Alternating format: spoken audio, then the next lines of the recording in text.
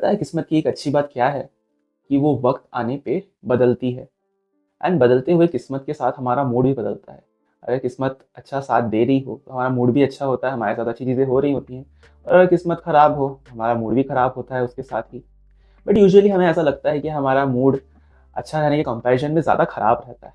इंसान usually negative चीज़ों में ज़्यादा फोकस करते हैं इन कंपैरिजन टू पॉजिटिव। तो लाइफ में उनको नेगेटिव चीज़ें जब होती हैं वो उनको ज़्यादा नोटिस होती है इन कंपैरिजन टू पॉजिटिव चीज़ें। तो लाइफ में बुरी चीज़ें और अच्छी चीज़ें दोनों साथ में होना अनिवार्य है, ये तो होके ही रहेगा। बट इसमें हम क्या कर सकते हैं, हम अपने तरफ से ये ट्राई कर सकते हैं कि जब भी बुरी चीज़ें हों हम उसको ज़्यादा से ज़्यादा इग्नोर या अननोटिस कर सकें और हम लोग अपना फोकस अच्छी चीज़ों में, ग्रैटिट्यूड में ज़्यादा फोकस कर सकें, सो दैट हमारा मूड भी अच्छा रहे। क्योंकि लाइफ हमारा ऐसा है, इन जनरल लोग कुछ ना कुछ टेंशन, कुछ ना कुछ स्ट्रेस के अंडर रहते ही हैं, जिसकी वजह से उनका मूड भी ख़राब रहता है ना। ये स्ट्रेस वगैरह के चलते हमारा सेहत भी ख़राब रहता है और हमें अनमोटिवेटेड फील होता है, डाउन फील होता है। बट ऐसे टाइम में कुछ ऐसी चीज़ें हैं जो हम प्रैक्टिस कर सकते हैं या कुछ चीज़ें हैं जो ऐसी अवॉइड कर सकते हैं जिससे हमारा मूड को हम कंट्रोल कर सकें। ना ज़्यादा हम इमोशंस में बह जाएं, नेगेटिव इमोशंस में, और ना ही हम खुद को बहुत ज़्यादा मायूस, अनमोटिवेटेड कर दें। तो वो कुछ ये चीज़ है। स्टेप नंबर 1 होगा सोशलाइज। ना सोशलाइज से मेरा ये मतलब है नए लोगों से मिलना। So human is a social animal. हम इंसान जब तक लोगों से, नए लोगों से मिलते रहते हैं, उनसे बातचीत करके हमारा मूड अच्छा रहता है, गिवन कि लोग जिनसे हम बातचीत कर रहे हैं वो अच्छे हों। तो इसके लिए हमें ट्राई करना है कि ज़्यादा से ज़्यादा लोगों से सोशलाइज करना है, ज़्यादा से ज़्यादा लोगों से बात करना है। लाइफ में तो लोग आते जाते रहते हैं, तो मेक श्योर करना है कि आपके लाइफ में जितने लोग जिस रेट से जा रहे हैं उसी रेट से या फिर उससे ज़्यादा रेट से लोग आएँ। नए लोग आने से ये होगा कि आपके पास नए लोगों का एक्सपोजर होगा, उनसे बात करने का होगा, आप उनसे अच्छे रिलेशनशिप्स मेंटेन करके चीज़ों को शेयर कर सकते हैं।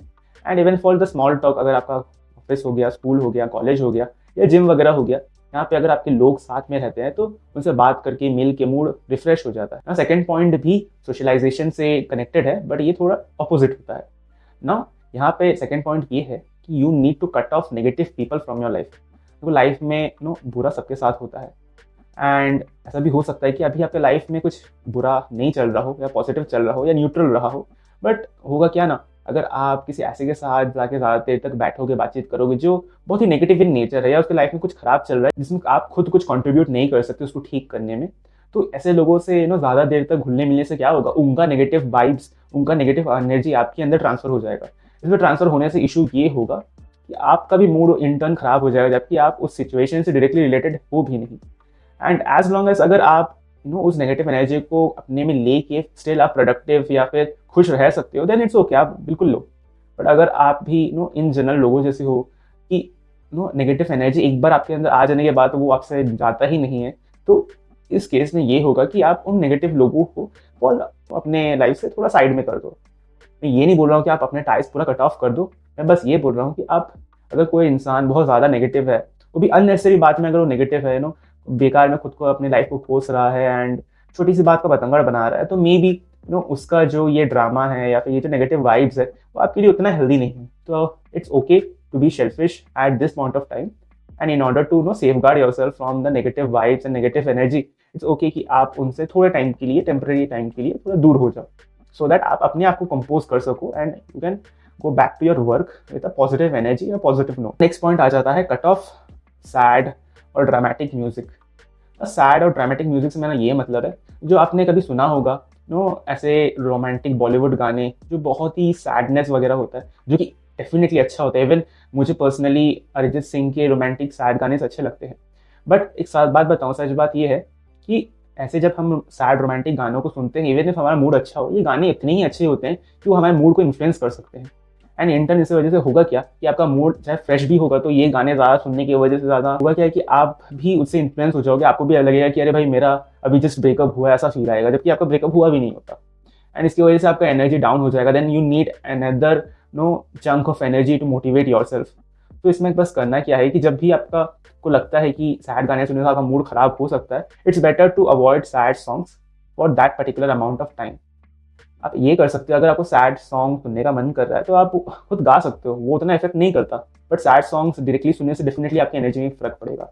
आप खुद ही देख लो, अगर आपका मूड खराब होगा, आप कोई भी एक हाईली एनर्जेटिक सॉन्ग बजा लो। फॉर एग्जाम्पल मैं करण औजला का कोई भी एक गाना उठा लेता हूँ, सपोज बॉयफ्रेंड उठा लिया मैंने, तो अगर मैं ये वाला सुनता हूँ, मेरे को ऐसा लगेगा कि यार मैं अंदर अचानक से खुशी आ जाता है। तो songs are that much powerful कि अगर आप उसको अपने मोटिवेशन के लिए यूज़ करो तो आप मोटिवेशन भी दे सकते हैं। और खास करके अगर आप न्यूट्रल या पॉजिटिव हो, अगर आप नेगेटिव गाना थोड़ा सुनो, सैड गाना थोड़ा सुनो, जो कि अच्छे होते हैं डेफिनेटली, बट वो आपके मूड को काइंड ऑफ किल कर सकते हैं।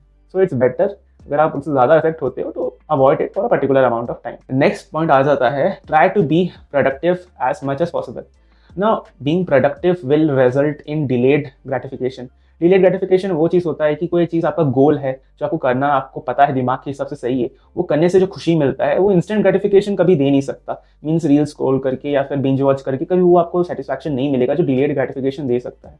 कभी आप खुद नोटिस करोगे कि आपको पता है कि आपका कुछ इंपॉर्टेंट काम है जो आपका डेडलाइन पास आ रहा है, बट आप ना प्रोक्रेस्टिनेशन की वजह से, आप ना इंस्टेंट ग्रेटिफिकेशन को ढूंढने की वजह से आप रील्स वगैरह स्क्रॉल करते हो, मैं भी करता हूँ, बिंज वॉच कुछ कर लेते हो, मूवीज़ हो गया, सीरीज़ हो गया, जो देखने वक्त तो अच्छा लगता ही है, बट साथ में आपके माइंड में कहीं ना कहीं आपको पता होता है कि यार टेंशन एंड स्ट्रेस अक्यूमुलेट हो रहा है क्योंकि आपका डेडलाइन धीरे धीरे पास आ रहा है।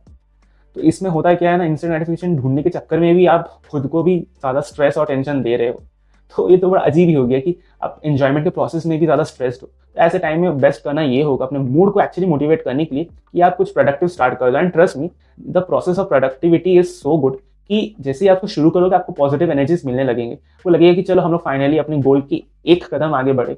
एंड ये खुशी, जो डिलेड ग्रेटिफिकेशन होता है, यही आपके मूड को अपलिफ्ट करता है for a long period of time. Try to go out in the open, out in the sun.